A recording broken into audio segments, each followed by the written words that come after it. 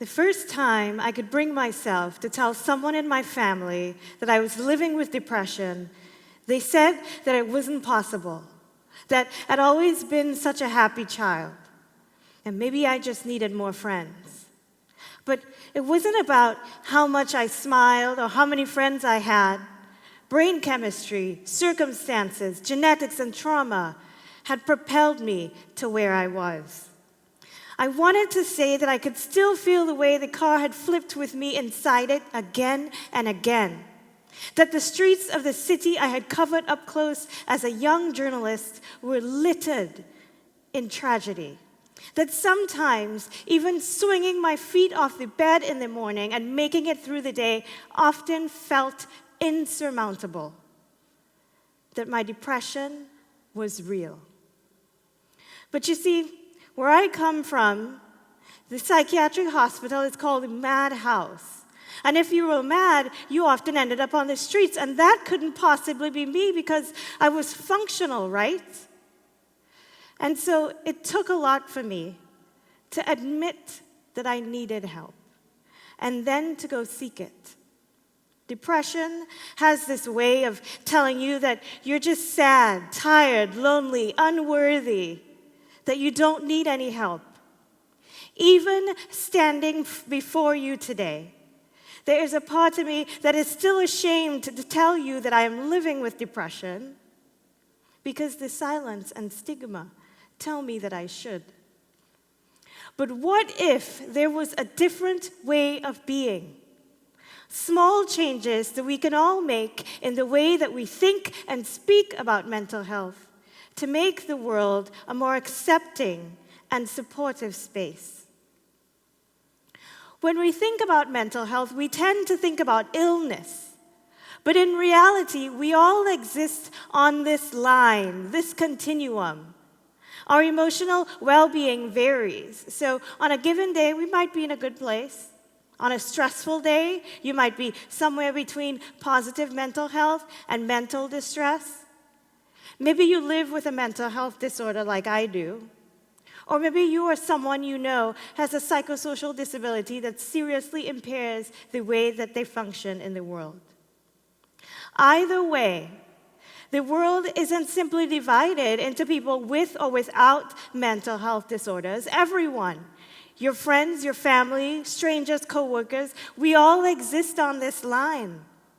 We move around on it. There are times where you might need more help than others, and there are times when you might be in a position to provide help to others. We're not 100% when it comes to our physical health all the time. Why is it then that our mental health is seen as any different? Now let me ask you a couple questions.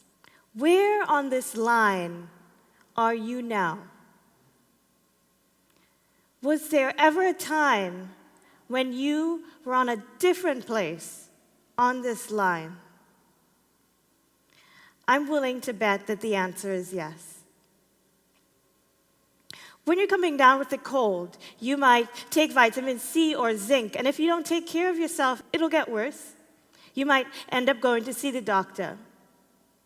Our mental health is an indivisible part of our overall health. Like the cold, we need to take care of ourselves so we don't get sick. And if we do, we need to seek treatment. But unlike the cold, recovery from shutdown isn't as fast or as simple. We're open to treating cancer and diabetes, but what about our brains? Here's what the World Health Organization tells us. 450 million people in the world live with a mental health disorder.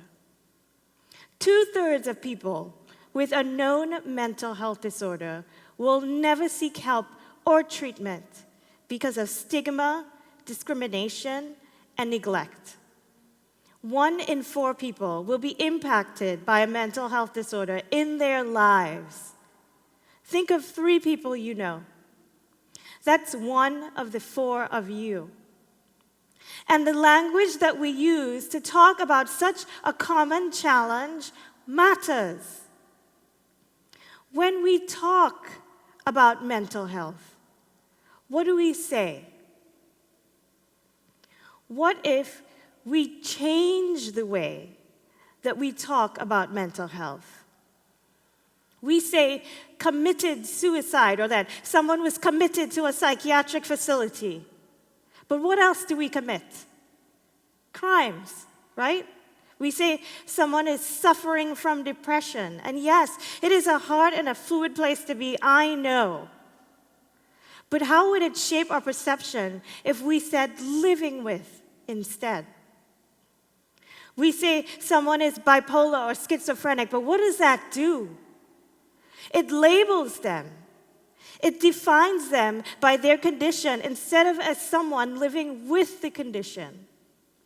We say substance abuse, but is it really abuse? If addiction is a disease of the brain that drives usage regardless of circumstances. The words that you hear and the words that you use shape your perception. They can lift or break someone in a moment. Like telling someone, maybe they just needed more friends. People in distress are often afraid to ask for help, of being seen as weak, of being judged, like I was. They may not even know where to go to ask for help or how to claw their way out of the darkness. I work with journalists all over the world at the Carter Center. In 2018, one of our fellows, Liliana Bernal, produced a TV program. And in her program, she talked about teen suicide. She talked to a mother who had lost her son to suicide, who told us that in having that conversation, she was able to find some sort of relief, some closure, because she was able to share her story. She also talked to another teenager who had been thinking about suicide since he was 7 years old. 7. He is now in recovery. She spoke to yet another teenager who had been having thoughts about suicide, and he is now on medication and in therapy. And what that TV program succeeded in doing was broadening a national conversation about mental health where maybe before there wasn't one as robust. Because 3 brave people stepped forward and told their story. Others saw themselves in that struggle and knew that they too could step forward and be heard. Imagine if it was as normal to talk about a mental health disorder as it was about a headache. If seeking treatment was as easy as taking an aspirin, if we knew from seeing it up close that it was possible to manage and thrive and survive with a mental health disorder, what would that look like? What would it take to get there? I want to tell you about the city of Geel in South Belgium. For centuries, its residents have taken in people who were abandoned at the local church by their families. These are people who had mental disorders, and their family would just come from miles and miles and just leave them there. Can you imagine what that must feel like? To be abandoned by your own family and then taken in by strangers. What if you could find that same level of acceptance with your family, with people like you and me? There is no one treatment for those of us who live with a mental health disorder, but recognizing that we all exist on this continuum is the first step. If there's a child who cries over their textbooks every night because they can't focus, that matters. even if they're not your child. If there's a woman who spends her days unmoving on the sidewalk because there are no beds to keep her, that matters, even if she's not your mother. If there's a teenager who feels that the only solution to their complicated life is to take their own life, that matters, even if they're not your kid. It gets overwhelming when you start to think about mental health as a cog in a complicated wheel of abuse and advocacy and laws, hospitals, medication, and silence and someone else's life. It's hard to imagine that you could even be part of the equation, and I am here today to tell you that you are. Let's step back from all of that for a minute. Look beyond the systems. Look at the humanity inside of others. Look at the humanity inside yourself. We all deserve to live in a world that roots for a life fully lived, that doesn't define where we are on the mental health continuum as all we can be. We are so much more than that. When you ask about someone's day, are you open to receiving an honest answer?